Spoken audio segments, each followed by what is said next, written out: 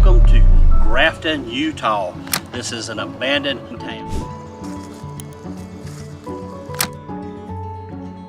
So the Maine Power didn't give them a choice. And if they bought the property, fine, and if they didn't, the property stayed there and the water came up around it. There's something deeply unsettling about a place built for life, now silent. Streets that once echoed with laughter now whisper with the wind. Homes still stand, but no one's coming back. From forgotten mountain outposts to cities stripped bare by time, these places weren't just abandoned, they were erased. Stick around till the end, because number one, it's where greed met fire and sin ran deeper than gold. Some called it the American Sodom. These are 20 of America's largest ghost towns that few have ever seen. Number 20, Thurman's Railroad Grave, West Virginia.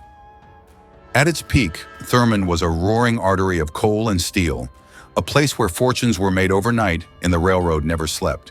But today, all that remains is a rusted skeleton of that power, swallowed by silence and shadow.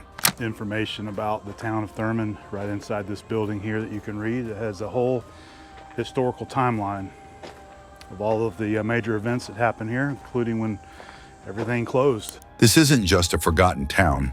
It's a preserved time capsule of a vanished industrial age.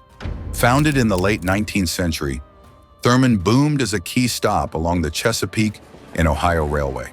Coal trains rumbled day and night through the narrow New River Gorge, feeding the engines of America's growth. Lavish hotels like the Dunglin hosted businessmen, gamblers, and drifters alike. Its poker room famously dealt cards for over a decade without pause. Across the water, saloons roared with laughter, while banks swelled with the profits of black gold. But progress is merciless. As diesel engines replaced steam in the 1930s, Thurman's relevance faded almost overnight. This resulted in the closure of the mines and workers moved on. Also, the population trickled down until only 5 people remained. Today, a beautifully restored depot houses a small museum under the National Park Service, but trains rarely stop. Visitors often speak of phantom footsteps echoing in empty quarters, or the strange feeling of being watched, as though long-departed conductors still patrol their routes. Number 19, Silver City's deserted mines, Idaho.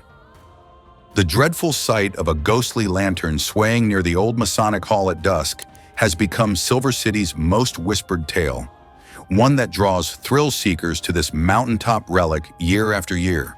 Perched 6,200 feet high in Idaho's Owyhee Mountains, Silver City isn't just another abandoned town. It's one of the best-preserved mining settlements in the American West. Back in the 1860s, a silver and gold rush transformed this remote valley into a booming frontier hub. Thousands of miners and entrepreneurs poured in, fueling a wild economy of saloons, boarding houses, a grand hotel, and even a local newspaper. Wealth and whiskey flowed freely under the gaze of snow-capped peaks, and dreams of fortune seemed within reach. But as the veins of ore thinned out in the early 20th century, so did the population. Business dried up, the town faded. What's left today is a remarkably intact snapshot of that era. Around 70 weather-beaten buildings, cabins, storefronts, and civic halls, all quietly maintained by dedicated caretakers. Getting there is no easy feat. The roads are rough, and the weather is unpredictable. Yet for those who make the journey, Silver City offers more than scenic decay. It provides the lingering presence of something else. Visitors have reported sightings of a lone miner wandering the ruins at twilight, his lantern casting just enough light to raise goosebumps. Number 18, Red Oak Relic, Missouri. A giant metal chicken gleams under the Missouri sun, perched beside rusted gas pumps and weathered barns. Yet it's not just the odd sculptures that give Red Oak 2 its eerie charm.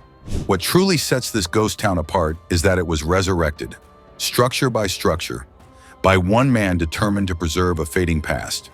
In the 1920s, the original town of Red Oak sat along Route 66, alive with the hum of road-tripping families, flashing neon signs and the clatter of diners and blacksmith shops. It was small but vibrant, until progress passed it by. As highways diverted traffic elsewhere, the town slowly emptied. Homes were abandoned, businesses shuttered, time crept in. Enter Lowell Davis, an artist and native of the area, who returned decades later to find his childhood hometown vanishing. Rather than mourn it, he brought it back, literally. On a farm just outside Carthage, Missouri, Davis painstakingly relocated and restored many of Red Oak's surviving buildings. Today, Red Oak 2 is a surreal patchwork of vintage Americana, a general store, a town hall, a graveyard, and whimsical metal sculptures scattered throughout the property. Though no one lives here, visitors say the place feels strangely inhabited. Some describe the sensation of being watched, as if the spirits of old Red Oak never left and now linger among the ruins of their second home. Number 17, Nevada Hollow, Nevadaville, Colorado. Tucked into the ghostly shell of Nevadaville, where silence reigns and dust coats the pass, one building still pulses with ritual and life, the Masonic Temple, where modern members gather as if the gold rush never ended. What makes Nevadaville unforgettable isn't just the eerie silence clinging to its crumbling buildings. It's the fact that deep within this desolate ghost town, one structure is still alive. The Masonic Temple, built when gold fever gripped the Rockies, remains in use to this day. And yes, its current members still gather, holding meetings in a town nearly everyone else abandoned a century ago. Back in 1859, this rugged ridge above Central City drew thousands of Irish immigrants chasing fortunes underground. What began as a rough mining camp quickly grew into a full-fledged town, complete with general stores and even a stagecoach line. The Masonic Temple, a proud two-story building, became the spiritual and social heart of the community. But Nevadaville's luck didn't last. A devastating fire in 1861 gutted much of the town, and though it was partially rebuilt, the gold didn't hold out. By the early 1900s, the veins ran dry and Nevadaville emptied. Only a scattering of wooden homes and rusted mining gear remain. Despite that, the Masonic Temple continues to operate, a flicker of life in an otherwise hollowed-out shell. Hikers and paranormal enthusiasts passing through often speak of phantom clanging in the shafts below. Some swear the miners never truly left. Number 16, Colonel Allenssworth State Park, California. A once thriving town founded by African-American pioneers who dared to build a future free from discrimination in the harsh California Central Valley is now a ghost of its roaring past. Allensworth was remarkable, as this town was once a living act of defiance. In an era when Black communities were systematically shut out of opportunity, this place stood as a declaration of dignity, ambition, and self-reliance. Founded in 1908 by Colonel Allen Allensworth and a group of African-American pioneers, the town was envisioned as a thriving, self-governed refuge, free from the racial injustices gripping the country. Located in California's Central Valley, Allensworth quickly grew into a flourishing settlement. It had a schoolhouse, a hotel, a library, and a bustling community of farmers and tradespeople. For a moment in history, it looked like a dream realized, but nature and bureaucracy had other plans. An undependable water supply crippled the town's agriculture, while a critical railroad line was rerouted, cutting off trade and travel. The decline was steady and heartbreaking. By the 1960s, the population had all but vanished, and the dream seemed lost to time. Today, the site is preserved as a state historic park, where restored buildings stand beneath a vast, cloudless sky. Walk through the empty schoolhouse, and you might hear more than silence. Number 15. Kuster's Silent Mills, Idaho. The towering remains of Kuster's old stamp mill aren't just relics of a mining past, they're the town's frozen heartbeat, echoing a time when this forested valley pulsed with ambition, grit, and gold fever. In 1879, the Lucky Boy mine struck gold, literally triggering a rush that transformed this secluded spot in Idaho's Chalice National Forest into a bustling frontier town almost overnight. Roughly 600 people flooded in, chasing fortunes beneath the pine-covered hills. Saloons lit up the nights with music and liquor, children filled the schoolhouse with laughter, and even a lively Chinatown took root, complete with a joss house for spiritual rituals. But as with many gold rush dreams, the veins didn't last. By 1910, the load was spent, and the crowds vanished as quickly as they came. Homes were boarded up, tools left behind, and winter after winter buried what remained under silence. Today, Kuster lives on as a ghostly museum. About 20 carefully preserved buildings line its quiet paths, their interiors filled with artifacts of a vanished life. The schoolhouse now serves as a museum, and hikers passing through the pines swear they've heard the creak of old machinery stirring back to life. Number 14, Eckley Miners Village, Pennsylvania. This town's silence carries the heavy echoes of a community forged in coal dust and hardship, a place where miners and their families lived and struggled under the shadow of relentless industry and unforgiving veins of anthracite.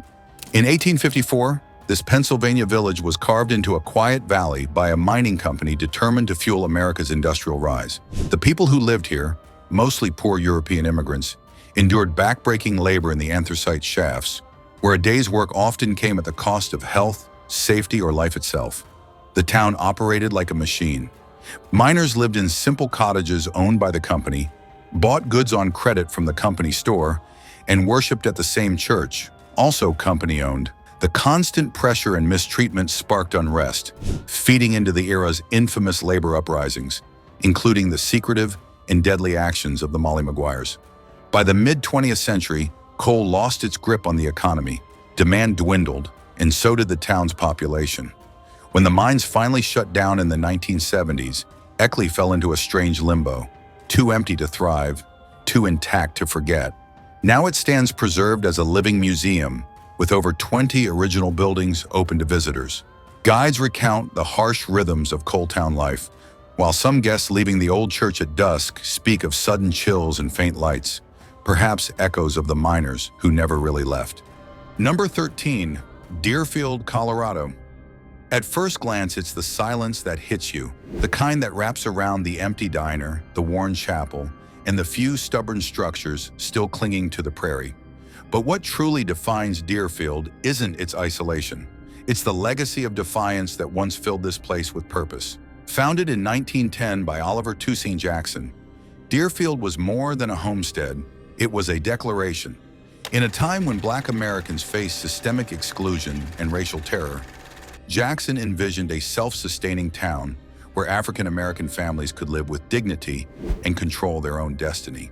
And for a while they did. By 1920, the town thrived with a few hundred residents, growing crops, running businesses, and cultivating a sense of pride in land ownership and hard-earned independence. But then the land began to turn. Dust storms and droughts ravaged the fields, leaving harvests to rot. As the Great Depression swept across the country, economic survival became impossible. Families moved on, and Deerfield's hopeful heartbeat gradually faded. Today, only a handful of buildings remain, including Jackson's home, preserved with help from historical grants. Yet even in its stillness, Deerfield whispers of a dream too bold to vanish completely. If stories like this move you, go ahead and like the video. It helps keep these forgotten legacies alive. Number 12, Bonanza's Silver Ruins, Colorado. Few places capture the rise and fall of a mining boom like Bonanza, Colorado, where the remnants of a once thriving silver town now lie quiet beneath jagged alpine peaks. In 1880, this remote valley in the San Luis Mountains attracted 1,500 hopeful miners and their families, drawn by rich silver veins that promised swift fortune. The town grew rapidly, boasting 36 saloons, a post office, and even its own newspaper, symbols of a bustling community fueled by the sparkle of precious ore. But the silver rush was fragile. The crash of 1893 wiped away the glittering dreams almost overnight, sending miners scattering in search of new opportunities. Though the town briefly revived in the 1920s with zinc mining, it was only a flicker in the twilight. By the 1930s, Bonanza had slipped into silence. Now travelers who navigate the rugged mountain roads discover the skeletal remains of Bonanza, weathered cabins leaning against the elements, a sagging saloon whose walls seem to whisper old stories, and rusting mine carts that once hauled riches from the earth. The air here carries an unmistakable chill, especially as dusk falls. Some say the faint clinking of glasses echoes through the shadows, a ghostly reminder of the lively town that once was. Number 11, Flagstaff's Sunken Village, Maine. Beneath the tranquil surface of Flagstaff Lake lies a submerged village, a haunting evidence of the cost of progress. In the 1800s, this thriving farming community flourished along the Dead River, its homes, church, and school alive with the daily rhythms of rural life. Generations cultivated the fertile land, rooted in traditions passed down through families. But in 1950, the construction of the Long Falls Dam changed everything. Designed to provide hydroelectric power for distant cities, the dam's reservoir swallowed the valley whole, forcing residents to abandon the town they had built and loved. Today, the lake's glassy calm conceals a hidden past. On rare occasions when the water recedes, the church's steeple emerges, piercing the sky like a ghostly sentinel. Divers who brave the cold, murky depths speak of eerie sights. Rooftops and fence posts preserved beneath the water, frozen in time beneath layers of sediment. Local boaters at dusk recount faint, almost imperceptible sounds, bells tolling from below, as if the church continues to call its lost congregation. The submerged village of Flagstaff exists as a quiet, watery memorial to a community's sacrifice for progress, where the echoes of daily life linger beneath the waves. Number 10. Goldfield, Nevada. Few ghost towns carry the scars of destruction as vividly as Goldfield, where a firestorm in 1923 didn't just level buildings, it extinguished a dream. At its peak in the early 1900s, Goldfield was Nevada's crown jewel of gold fever. Within 4 years of the 1902 gold strike, the population surged to 20,000. Lavish hotels rose from the desert floor, a stock exchange opened its doors, and saloons lined the streets, buzzing with miners, gamblers, and opportunists chasing fast fortunes. But prosperity here came with a price. Goldfield was no stranger to chaos. Its early years were marked by mine disasters and violent disputes, but nothing compared to what came next. A moonshine still exploded in 1923, sparking a blaze that devoured 25 blocks of the town. By the time the flames died down, only a few hundred residents remained. The Goldfield of today is a fragile echo of that golden age. Visitors can still walk its dusty streets, where a museum inside the old firehouse preserves the town's turbulent history. The infamous Goldfield Hotel, long rumored to be haunted, looms over the ruins. Guests report slamming doors and sightings of a woman in white drifting through the hallways. Just outside town, the International Car Forest, a bizarre art installation of vehicles embedded in the earth, adds a surreal contrast to the decay. Goldfield isn't just a ghost town. It's a place where ambition burned hot, and when the flames finally settled, history refused to leave quietly. Number 9. Kennott, Alaska. Nowhere else in Alaska does industrial ambition clash so dramatically with raw wilderness as it does in Kennett, where towering red mill buildings still cling to a glacier-side cliff, defying time and gravity. The highlight here isn't just the setting, it's the sheer scale of what once operated in this remote, icy valley. By the early 20th century, Kennett had transformed from untouched tundra into the heart of a copper empire that produced over $200 million worth of ore, all while surrounded by unforgiving terrain. Discovered in 1900, the Kennett copper veins sparked a rush that led to the creation of a full-fledged company town. Unlike the typical mining outposts of the time, this one had cutting-edge amenities: a hospital, a school, a recreation hall, and even Alaska's first X-ray machine. The Kennett Copper Corporation built a 200-mile railroad across treacherous ground to carry its riches south, an engineering feat few believed possible. But the success couldn't last. By 1938, the copper had dried up. Workers packed their bags, locomotives stopped running, and the camp went still. Now Kennett lies inside Wrangell St. Elias National Park, its iconic mill buildings and bunkhouses preserved in eerie silence. Number 8. Graftons, Deserted Fields, Utah. It's not the preserved schoolhouse or sun-bleached cabins that haunt visitors to Grafton. It's the woman in white, said to drift through the cemetery at dusk, as if mourning a town the desert couldn't quite erase. What makes Grafton unforgettable isn't just its ghostly silence or desert decay, it's the way its past still lingers in the wind, especially around the old cemetery where locals swear they've seen a woman in white moving among the headstones. Just outside Zion National Park, Grafton is one of the best preserved ghost towns in the American West, and yet it feels more like a story paused mid-sentence than one that ended. Founded in 1859 by Mormon pioneers, Grafton began as a bold agricultural experiment. Settlers planted cotton and fruit trees along the Virgin River, hoping the fertile floodplain would yield prosperity. Life centered around a single church, which doubled as a school and community hall. Warm evenings brought music and dancing, moments of joy amid the hardship. But that same river that nourished their crops also betrayed them. Floods routinely tore through the town, washing away homes and hopes. By the 1940s, erosion and economic struggle forced the last families to abandon the settlement. Nature reclaimed the land, but 5 key buildings remain, carefully restored and eerily quiet. The schoolhouse in particular feels frozen in time, a snapshot of pioneer life framed by desolate beauty. Grafton's haunting charm even drew Hollywood's attention. It served as a backdrop in Butch Cassidy and the Sundance Kid. But it's the real stories buried beneath its soil and the mournful air that clings to twilight that make this town impossible to forget. Number 7. Riolite, Nevada. In a town abandoned to the desert winds, the most unforgettable survivor isn't a bank vault or saloon. It's a 3-room house made entirely of 50,000 glass bottles, still catching sunlight like stained glass in a place that ran dry long ago.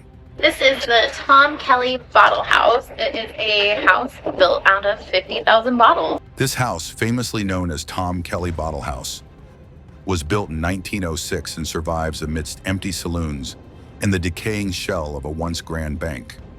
A ghost town with more character than most cities alive today. Riolite is where ambition once bloomed fast and died even faster. Back in 1905, a gold strike near Death Valley lit up this barren patch of Nevada like a flare. Thousands of hopefuls rushed in, transforming the dust into a thriving boomtown of 5,000. Electric lights blazed through the streets, a stock exchange buzzed with activity, and businesses flourished in buildings 3 stories high. It was a beacon of modernity in the middle of nowhere. But the gold was shallow.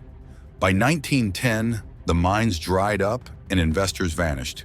Dreams that once seemed unstoppable crumbled alongside the town's infrastructure. Today, what's left are ruins, a bank with jagged walls, the skeletal remains of a railway depot, and scattered remnants of once booming streets. Nearby, the Goldwell Open Air Museum adds a touch of spooky surrealism. Life-size ghostly sculptures gaze across the landscape, frozen in mid-motion, as if mourning the town's rapid rise and fall. Travelers who linger too long in the ruins claim they hear whispers carried by the wind, fragments of long-gone voices, or perhaps the echo of a fortune that slipped through history's fingers. If you know someone who'd be just as fascinated by Riolite's eerie beauty, go ahead and share this with them. Some ghost towns are too haunting not to pass on. Number 6. Kaymore's Rusted Mines, West Virginia. Before you even see the ruins, Kaymore makes you feel them. 821 punishing steps carved into stone, where generations of miners once descended into darkness and climbed back out with the weight of coal and history on their backs. Tucked deep within the New River Gorge, this forgotten site tells a gritty tale of labor, loss, and the high cost of progress. Founded in the 1870s, Kaymore quickly became a lifeline of America's coal-driven expansion.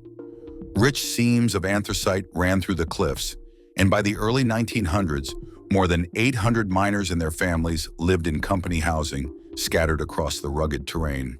They worked the deep shafts, operated coke ovens, and spent hard-earned wages at the company store. Every part of life here revolved around coal and the corporate grip that controlled it. But by the 1950s, the world had moved on. Cleaner energy sources pushed coal into decline, and Kaymore was abandoned. What remains today is a skeleton of industry. Rusting conveyors hanging off cliffs, forgotten machinery overtaken by vines, and those infamous stairs still intact, descending into the valley like a staircase into the past. Now part of a national park, Kaymore draws in hikers, history buffs, and thrill seekers. Some swear they've heard distant whistles in the mist, as if the shifts never really stopped. This is Kaymore, West Virginia, a place where the mountain still carries the weight of the men who carved their lives into its stone. Number 5. South Pass City, Wyoming. This city holds a rare distinction few ghost towns can match. It's where a woman cast a vote decades before women had the right to do so nationwide. In 1870, just after the town's gold fever peaked, Esther Hobart Morris stepped into history, marking this desolate Wyoming outpost as the birthplace of American women's suffrage. But long before that moment, South Pass City had erupted in gold-fueled chaos. In the 1860s, thousands of prospectors flooded into the valley, chasing rumors of riches in the remote hills. Within months, the town blossomed with saloons, hotels, and even a jail to keep the rowdy in check. Creeks shimmered with gold dust, and tents quickly gave way to wooden buildings. At its peak, the population swelled to around 4,000, each person clinging to the hope of striking it rich. That hope, however, didn't last. The gold veins turned out to be shallow, and by the early 1900s, the boom had gone bust. One by one, families packed up and left, their dreams buried in dry creek beds. The town slowly emptied, leaving behind cracked porches and leaning doorways. Today, visitors can walk through 30 restored buildings, including a saloon and general store, now preserved as a state historic site. Ghost stories linger in the dance hall, where some say you can still hear laughter echoing through the rafters. Number 4. Frisco, Utah. Few ghost towns wear their lawless legacy as boldly as Frisco, where violence was more routine than rainfall. In the late 1800s, this remote Utah settlement earned the nickname the wildest town in the West, and for good reason. Gunfights weren't reserved for showdowns. They were just part of the nightlife. Frisco exploded into existence in the 1870s after a major silver discovery in the San Francisco mountains. Within years, the population surged to over 6,000, packing the dusty streets with miners, gamblers, and opportunists. At its height, the town boasted 20 saloons, but no formal law enforcement. Hired gunmen handled justice, and it wasn't uncommon to find bodies in the streets by morning. Meanwhile, miners risked their lives in dangerously unstable shafts to feed the silver frenzy. As quickly as it rose, Frisco began to fall. The silver veins started to dry up, and after a catastrophic mine collapse in the early 1900s, the exodus began. By the 1920s, the town was nearly silent, with only the wind and ghosts left behind. Now the town's most striking remnants are its beehive-shaped charcoal kilns, massive stone structures that look more alien than industrial. Visitors can still walk among the ruins, now scattered and sun-scorched, with the occasional whisper of the past drifting through the brittle sagebrush. This is Frisco, Utah, once a silver-fueled madhouse, now a haunting reminder of ambition gone rogue. Number 3. Elkmont, Tennessee. The loudest thing in Elkmont today is the silence. An unnatural hush drapes the forest, where the Wonderland Hotel once pulsed with jazz, clinking glasses, and the laughter of Tennessee's elite. Here, music once spilled from the Wonderland Hotel and echoed off the Smoky Mountains. Now there's only the soft creak of rotting wood and the unsettling quiet of a resort abandoned by time. Tucked deep in the Tennessee wilderness, Elkmont began as a logging town in the early 1900s, supplying timber to feed the demands of a rapidly expanding America. But after the trees were felled, the workers left and the wealthy arrived. By the 1920s, Elkmont had reinvented itself as an exclusive mountain getaway. Affluent families from Knoxville built cozy summer cottages and flocked to the Wonderland Hotel, where evenings were filled with dancing, cocktails, and cool mountain air.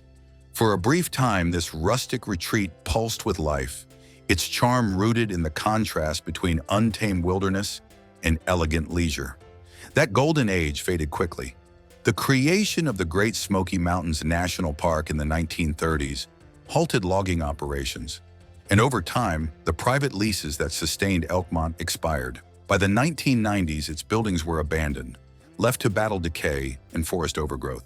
Today, hikers winding through the park stumble upon moss-covered ruins, weather-worn signage, and the remnants of stone chimneys. Though the Wonderland Hotel finally collapsed in 2018, some claim they still hear faint music drifting through the trees.